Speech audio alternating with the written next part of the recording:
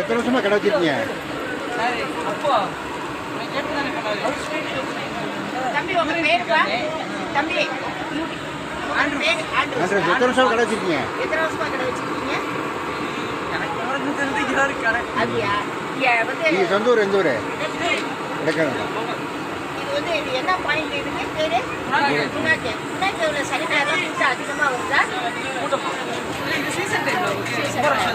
வியாபாரம்லாம் வருஷம்லாம் பரவாயில்லையா? மழை டைம்லாம் எப்படி மேனேஜ் பண்ணுவீங்க? இது ரைட்டு. அப்போ வந்து வியாபாரம் கம்மியாக இருக்குமே.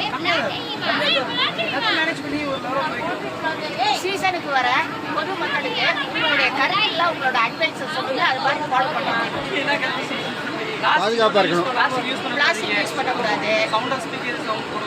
சரி.